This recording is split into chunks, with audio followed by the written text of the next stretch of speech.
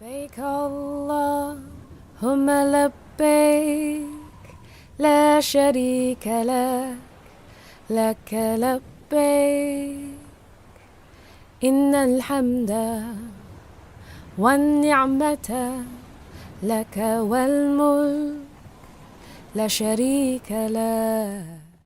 Debes saber que la mayoría de los beneficios de este mundo vienen mezclados. Hay en ellos cosas útiles y otras perjudiciales, por lo cual algo puede considerarse provechoso solo cuando su beneficio supera su perjuicio. Pero esto varía según los individuos.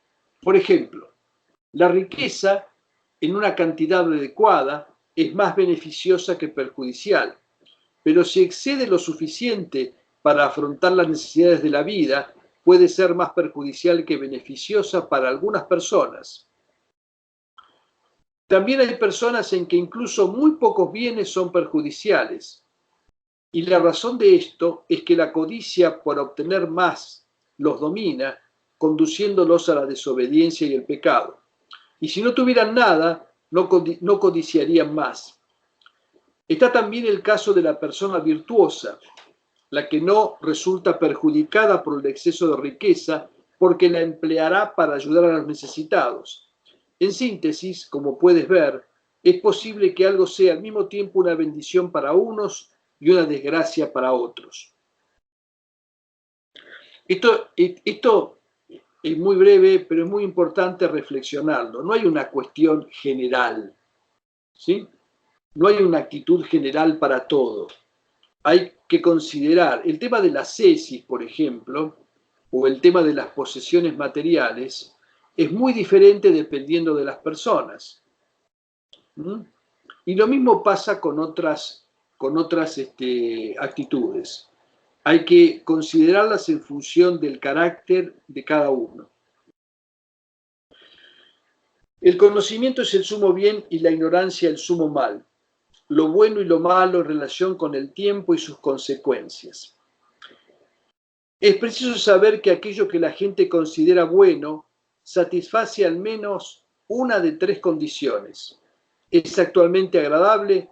¿Es beneficioso en el futuro? ¿O es algo bueno en sí mismo? Y análogamente, lo que ellos consideran malo es o bien desagradable en lo inmediato, o perjudicial en el futuro, o algo malo en sí mismo. Fíjense cómo reflexionaron sobre esta cuestión. ¿Qué es bueno? Y es bueno es algo que me gusta, ¿sí? Ahora, algo que me gusta, o si no me gusta ahora, sé que va a ser bueno en algún momento en el futuro, o porque ya de por sí es una cosa buena. Y lo mismo pasa con el malo. No solamente me prevengo de lo malo actual, sino de lo malo futuro, ¿no? O de lo esencialmente malo. Teniendo en cuenta esto, el bien más perfecto es aquel que reúne las tres condiciones: ser agradable, beneficioso y bueno en sí mismo. Y esto solo lo cumplen el conocimiento y la sabiduría.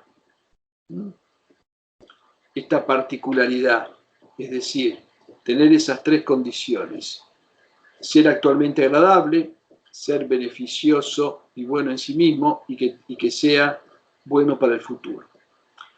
Y el sumo mal es la ignorancia, porque es desagradable, fea y mala en sí misma.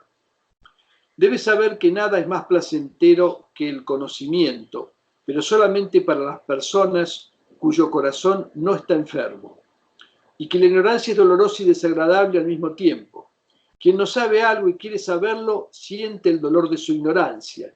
El ignorante es feo, pero su fealdad no se manifiesta externamente, está en su corazón. Ha distorsionado la forma de su corazón y eso es más desagradable que la fealdad externa. ¿Hay alguna nota que yo puse por acá? Acá. El corazón, cuando habla del corazón está enfermo, dice: se es incapaz de experimentar el deleite del conocimiento y la sabiduría en tres situaciones: cuando no hay vida interior, como en el caso del niño; cuando se ha muerto luego de una vida dedicada a satisfacer las pasiones; o cuando se está enfermo por seguir las pasiones. Su dicho, en sus corazones hay una enfermedad, que está varias veces en el Corán, es una alusión a la enfermedad de los intelectos. Y su dicho para amonestar a quien esté vivo alude a quien no tiene vida interior, porque todo aquel corporalmente vivo cuyo corazón está muerto es un muerto para Allah, aunque los ignorantes lo consideren vivo. Bueno, en cuanto al resto, hay cosas que son un beneficio a futuro, pero desagradables y dolorosas en el momento actual, como cortarse un dedo gangrenoso para salvar el brazo. Y también hay cosas que en un sentido son beneficiosas y en otras perjudiciales, como cuando es preciso arrojar las posesiones al mar para salvarse uno mismo, evitando que el barco naufrague. Está bien, o sea que, a ver, en el tema del agradecimiento es preciso analizar profundamente qué cosas son realmente beneficiosas, en qué medida nos benefician, verlas y estudiarlas en relación con el propio carácter, con los propios apegos, con las propias tendencias.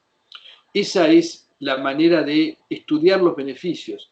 El agradecido es el que reconoce las gracias, los beneficios que Allah le ha otorgado. Y para reconocerlos tiene que conocerlos primero y saber en qué consisten realmente.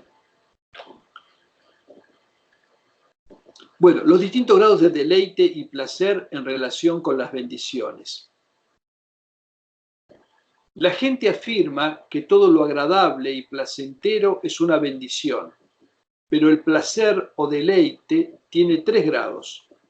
El primero o inferior es el más innoble y es el placer del estómago y de los genitales.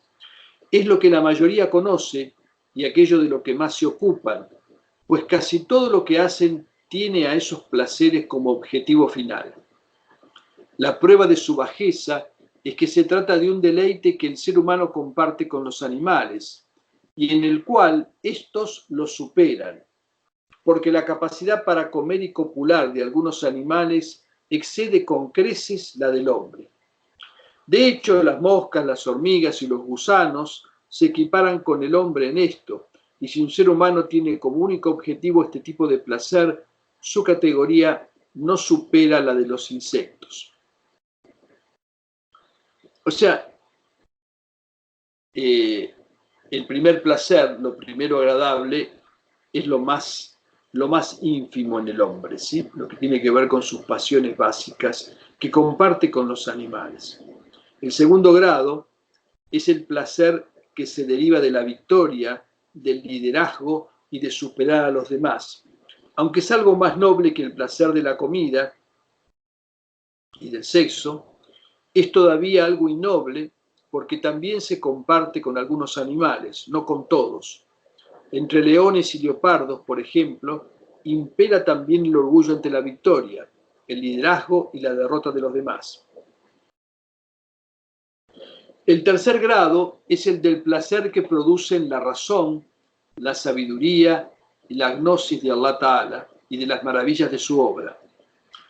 Esto es noble porque no se comparte con los animales y es en realidad un atributo angélico.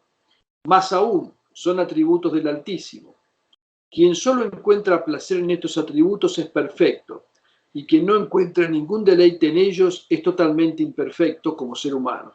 O peor aún, está enfermo y se encamina hacia su destrucción. Es importante esto, ¿no? ¿Qué cosas me provocan placer? Hay placeres cada vez más sutiles, placeres que tienen que ver a veces con el arte, por ejemplo, que es un placer sensual más refinado. En realidad, el mejor arte es el arte que apela al intelecto de la persona. Es el arte con significado. Es el arte que le habla a la fitra espiritual, que le habla al espíritu.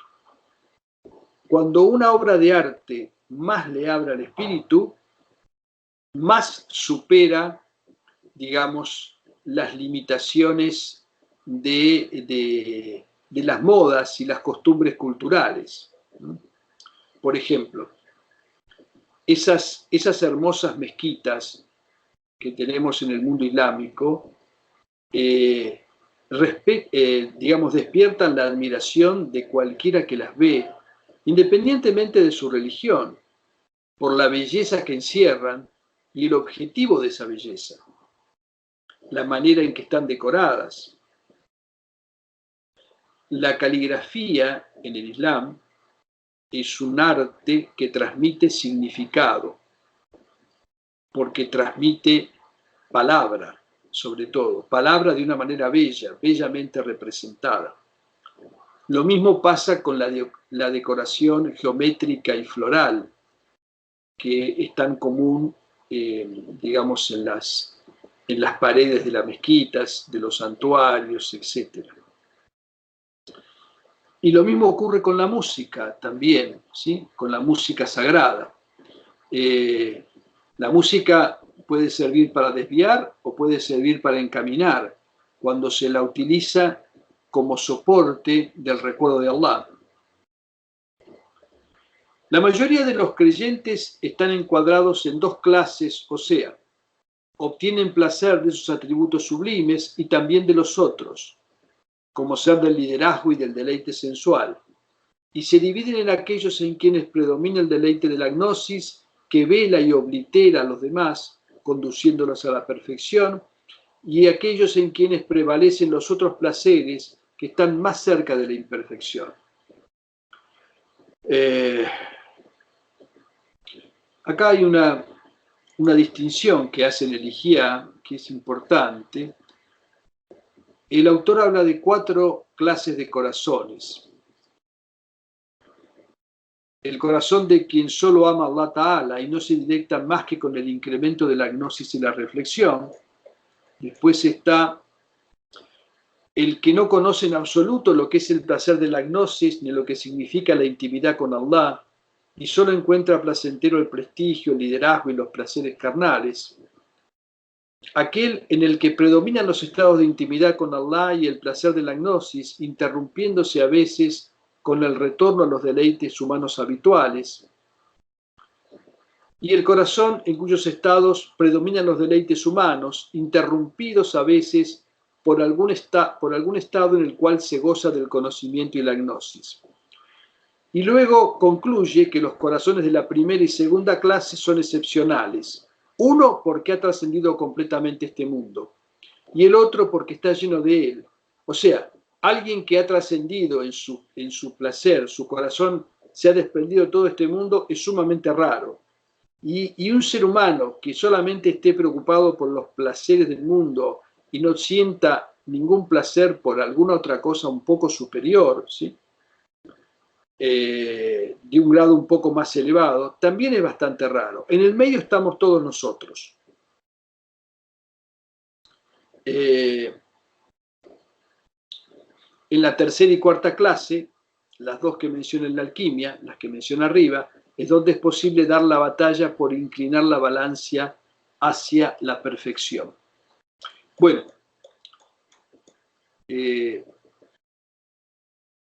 esforzarse para lograr que esos atributos sublimes triunfen sobre los otros es preferir el plato de la balanza de las buenas acciones. O sea, hay que refinar nuestro deleite, ¿sí? Esa es un poco la conclusión de esto. Hay que refinar nuestro deleite. Las bendiciones y sus distintos grados.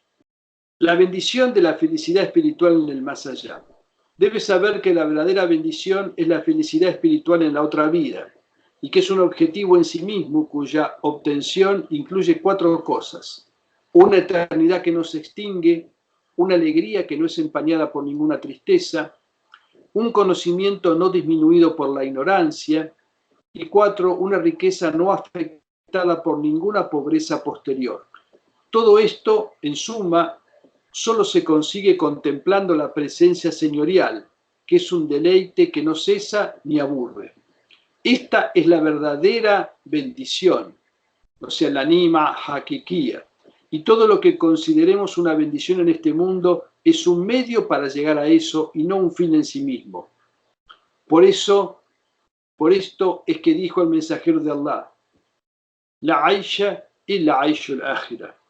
no hay vida excepto la vida del otro mundo. O sea, la única vida verdadera es la vida del otro mundo. Y la vida de este mundo es un camino hacia esa vida, que tiene las condiciones que acaba de mencionar acá, ¿no? Y esto lo dijo una vez en circunstancias difíciles.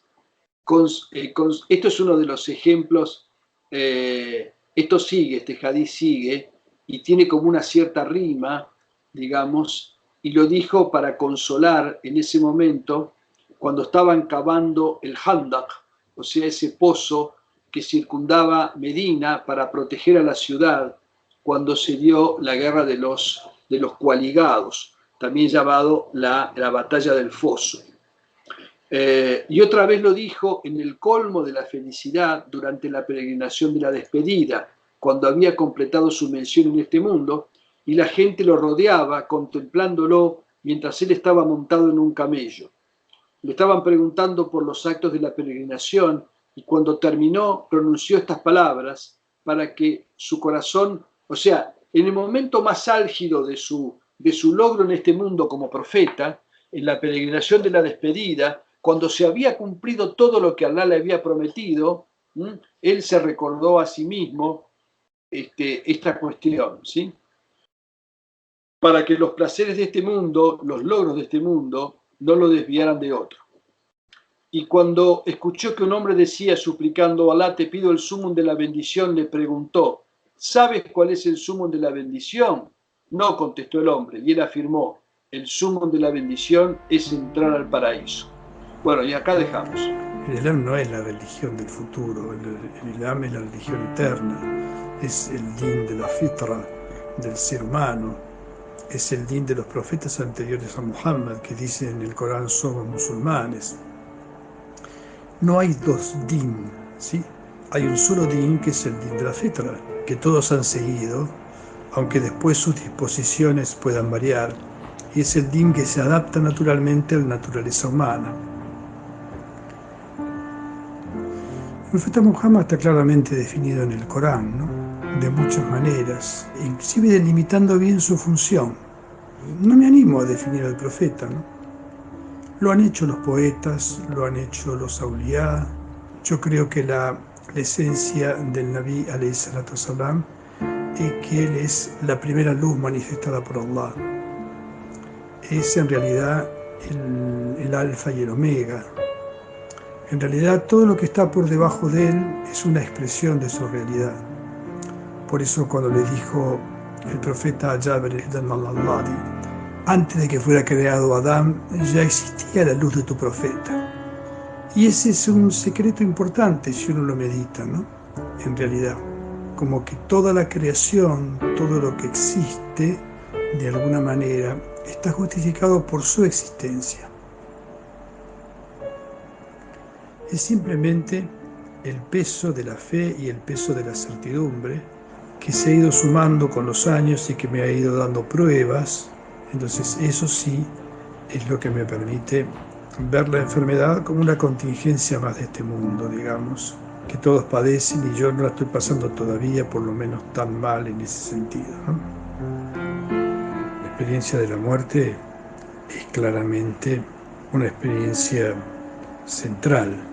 Creo que es un hadith qudsi, dice Allah, nada lamento tanto como en ponerle a mi siervo creyente la muerte, porque sé que la detesta. Yo creo que la partida tiene que ser tanto más serena cuanto ha sido la fuerza de la fe, ¿no? Hay una regla de oro que nos explicó varias veces Tosun Baba y que es fundamental. Cuando vayas a hacer algo, fíjate si eso que vas a hacer te beneficia solamente a vos y no beneficia a nadie más. Si es así, mejor no lo hagas. Si te beneficia a vos y beneficia también a otro, entonces sí puedes hacerlo. Y si te perjudica a vos y beneficia al otro y conseguís hacer eso, ese es el grado más elevado. Es el izar, es el altruismo, en donde uno, digamos, entrega su parte de la acción. Yo creo que esa regla de oro es clave para vivir. Si alguien la pone en práctica, realmente alcanza la felicidad. Sacrificarse por el otro, perjudicándose uno mismo, ese es claramente el grado más elevado. Walhamdulillahi Rabbil Alamin wa bihi nasta'in.